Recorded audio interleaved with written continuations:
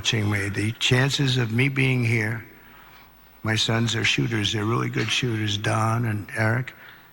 And they said the chances of missing from that range with that gun are, Don equated it to a 1-foot putt. That's pretty bad. 2 feet I can see missing, but 1 foot you can't miss.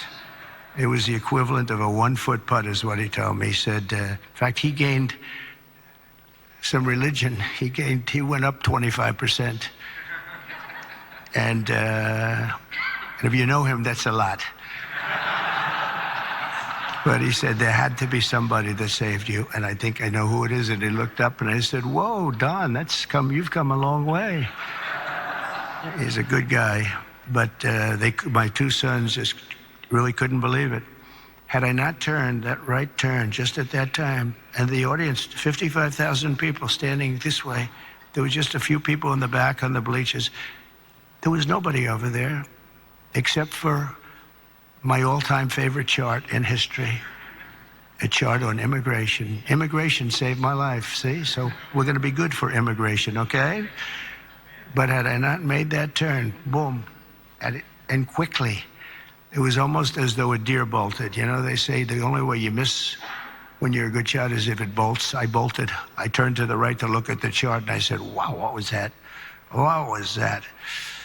So you never know, but God did that. I mean, it had to be. The chances of turning, there's no reason to turn to the right. You know, the chart is rarely brought down. I brought it down maybe 20%, and 20% of the time. And it's never on my right, it's always on my left. And it's always at the end of the speech, never the beginning of the speech. And if I was a little more than that 90-degree angle, it would be no good. And if I was a little less, it would be no good. It had to be perfect. The thing went right along the edge. It didn't affect my hair. Can you believe that? Might have touched it, but not where it counts. Not the skin part. But honestly, it's a mirror. It changed something in me. I feel even stronger. I believed in God, but I feel much more strongly about it. Something happened. So, thank you. Thank you. But that event, like the tragedy last week, should remind us all that we have to make the most out of every single day that we have. Who would think that you're in space and 2 things collide? The odds of that happening are so small, even without proper control. We should have had the proper control. We should have had better equipment. We don't. We have obsolete equipment. They were understaffed for whatever reason. I guess the helicopter was high, and we'll find out exactly what happened. But the odds, even if you had nothing, if you had nobody, the odds of that happening are extremely small. It's like, did you ever see, you go to a driving range in golf and you're hitting balls, hundreds of balls, thousands of hours. I never see a ball hit another ball. Balls going up all over the place. You never see them hit. It was amazing that could happen. There was a lot of mistakes made, and it should have never happened. But regardless of that, it's amazing that it happened. And I think that's going to be used for good. I think what is going to happen is we're all going to sit down and do a great computerized system for our control towers, brand new, not pieced together, obsolete like it is land-based, trying to hook up a land-based system to a satellite system. And the first thing that some experts told me when this happened is, you can't hook up land to satellites, and you can't hook up satellites to land. It doesn't work. We spent billions and billions of dollars trying to renovate an old broken system instead of just saying, cut it loose, and let's spend less money and build a great system done by 2 or 3 companies, very good companies, specialists. That's all it is. They used 39 companies. That means that 39 different hookups have to happen. And I don't know how many people of you are good in terms of all of the kind of things necessary for that, and it's very complex stuff. But when you have 39 different companies working on hooking up, different cities and different people, you need one company with one set of equipment.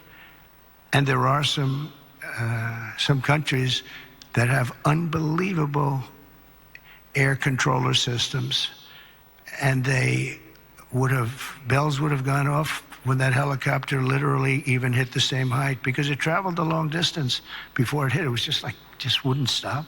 It was, follow the line.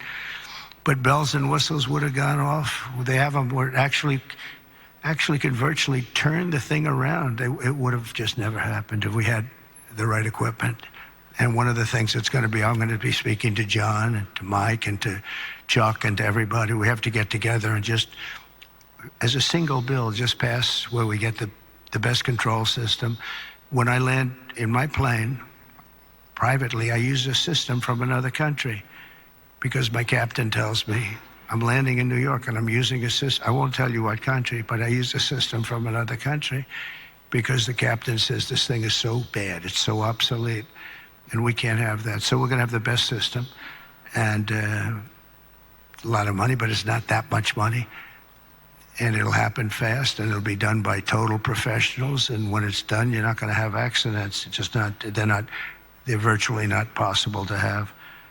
Each of us is blessed with a precious chance to help lead America to renew our pledges of faith and everything else, and bring us to new heights and create a future of promise for our people and for ourselves.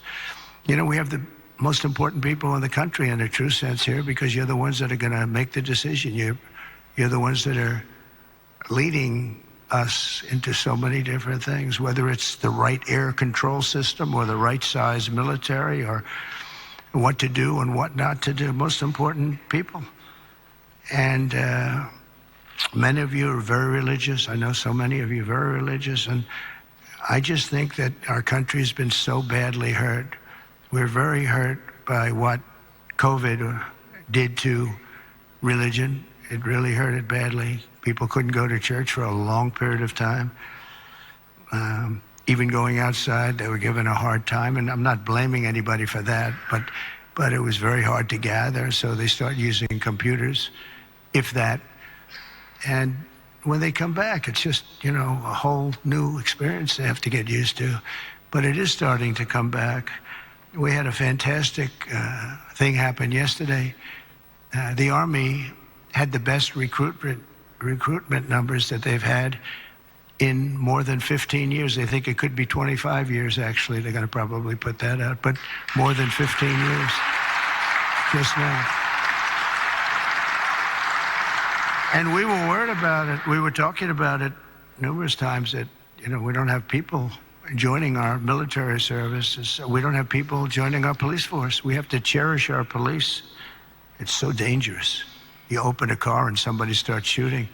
They have blackened windows. You don't even have any idea who's in the car. Oftentimes they have the dark windows, which they're not, in theory, supposed to have, but they have them. The door opens and a gun is pointed at your face, and you can't do a thing about it. There's just nothing you're going to do about it. Your friends will take them out. And it's happened so many times, but it's such a dangerous thing. We have to cherish these people. So today we join our hearts and prayers in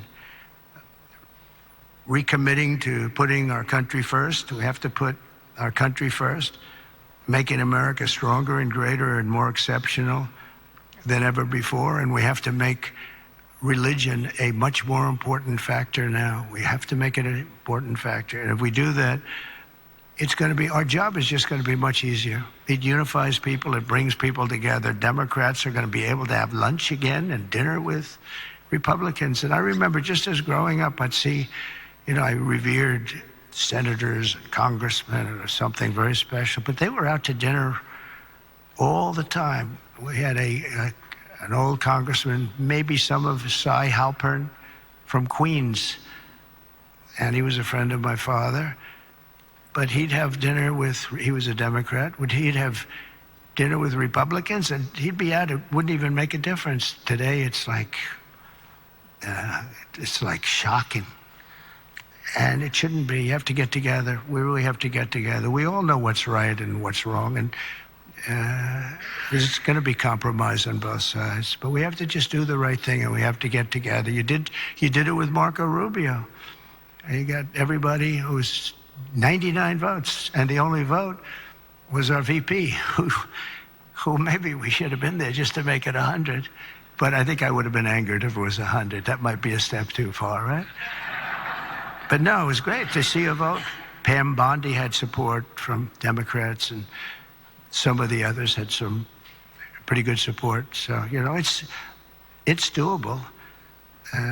We had a recent bill having to do with a very beautiful young lady who was killed from Georgia. And that bill was very bipartisan. It was a very beautiful thing to watch, actually. And so I think we just have to, if possible, we have to unify. There's big division. I mean, some people want an open border and some people want a closed border. We want it closed and they want it open. That's a big difference.